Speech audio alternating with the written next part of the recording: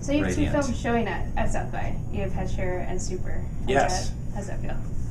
It's pretty cool. I haven't had a movie come out in a long time since The Rocker, which was like 2 years ago. 2 years ago, a year ago, I forget. But there's actually 3 movies that I have coming out right now. 2 of them here at South by Southwest. And, I'm really proud of them. They're really great films. And Super and Hesher especially have a really dark humor to them. And a really messed up sensibility that really reflects, who I am as an actor and what I believe as an artist are fun and important stories to tell. So I'm really proud and honored to be in James Gunn's Super and in the movie Hesher. And how do you feel about crashing our site with your Hesher trailer link? It is my pleasure to crash your site. You need new webmasters because you should not get a tweet and then have 10,000 hits and have your site crash. Although you've crashed my site at least 5 times. I could crash AOL. But you know what? Something happened. My site improved because you didn't crash it the last time, and I was pretty happy with that. I finally got the kinks worked out. They got to balance the servers, They've got to balance the overflow, and they have to have the virtual servers now. I'm learning about all this from my Soul Pancake experience. Speaking of Twitter, I remember you guys were tweeting back and forth about the project. Yes. Did this help bring the film about? Did you get any reaction from people? It did, because, one of the reasons that we were able to make this movie is Rainn and I went out, we were pitching the movie at a couple of places. There were some places early on that we're interested in. And Rainn tweeted that, at James Gunn and I just went out and pitched this movie to whoever we were pitching it to, some producers that just signed on to Twitter.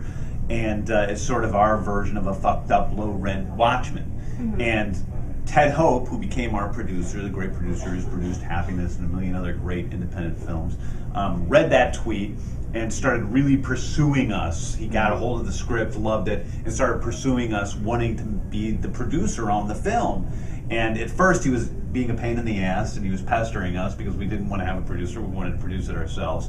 But eventually he believed in it so much and wouldn't stop so much that we went ahead and said, okay, Ted, you're in. We just can't deal with the emails and phone calls anymore. All thanks to Twitter. All thanks to Twitter, and Ted's the one who got us our money. Yeah. Was it hard to find funding for the film with such a dark tale? Very. I mean, Super is a very extreme movie. There's a lot of violence, a lot of sex, a lot of black humor, and then also drama mixed in with it. And not to mention that it's all about one man's relationship with God. Right. So it's a very strange film, not a studio film at all. And we had to kill a cockroach with a bazooka, basically, by casting Rainn Wilson and Liv Tyler and Ellen Page all in the same movie to get our very low budget so that we could make the film. What was your initial reaction when you first got the script? I loved it. I first started reading the script and I texted James and I was like, I wasn't even finished with the script. I think I was 22 pages in and I texted him and I was like, I'm in. Sign me up. I love it. I want to do this. And it's very rare that I feel that way about a script, but it just was, I felt like I knew my character, Frank. He's a sad sack, short order cook, whose brain gets touched by the finger of God and goes on this crazy, violent, sometimes romantic mission, and I just felt like I knew how to play that. And I thought James brought an amazing amount of different colors and worlds into the script. There's action, there's romance, there's great sadness, there's special effects, there's animated sequences. It's all there, but it all stays in one world, and that's a pretty rare and a pretty magical thing. And what's your take, both of you, on these superhero movies that are coming out, these comic book movies, and they're taking this darker tale? I feel like this movie takes this human spin on the comic book genre. I mean, thinking of Kick-Ass and films of that genre, what's your take on this trend? You know, I think that, you know, the superhero has been around for a long time in comic books, and there's been all sorts of stories about the superhero and deconstruction of the superhero in comic books. For anybody who's a comic book fan, they've seen a lot of stories like this. In terms of in the movies, superheroes are just now becoming something that are rather commonplace over the past few years, and so we're starting to have these tales that deconstruct the superhero. And I think that those movies are great. And I think, you know, Kick-Ass is great. I think that you know, Super is a different way of looking at it, you know, and so I think there's a place for all of us, and I'd love to see more superhero movies myself. I think superhero movies need to get deconstructed a little bit nowadays because there's, you know, it's a really interesting mythology, like someone putting on a costume and going out and being a vigilante and fighting crime. I mean, are they a hero or are they a sociopath? And you know, the way the studios do those big budget movies is they just want to guarantee that they make their $200 million and sell a lot of popcorn along the way.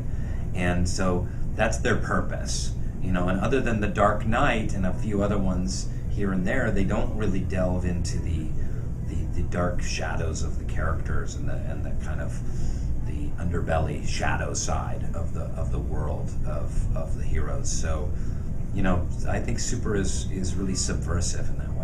One of the ways that Super is the most subversive is really it's not a superhero movie. It's a story about this guy that wants to get his wife back and takes matters into his own hands. He just happens to put on a superhero costume. There's nothing super about Frank Darbo. There's nothing, you know, and you could say there's nothing really heroic about Frank Darbo.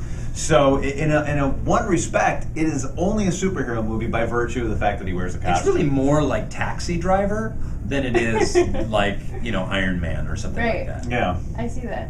Speaking of superheroes, if you guys could have any special powers, what would they be?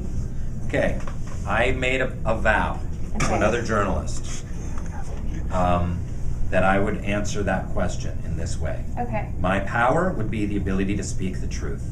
And that is the worst, stupidest question that I've been asked 10,000 times over my career, and I never want to hear it again. Please, if you're a journalist watching this or a blogger or whatever, I love doing interviews, I love doing weblog interviews and stuff like that. I love Gordon and the Whale.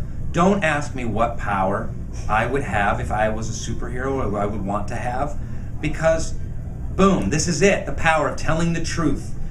The truth sayer, that's my big T, truth sayer. That is a stupid question. And I would like to be invisible. All right, guys, thanks a lot.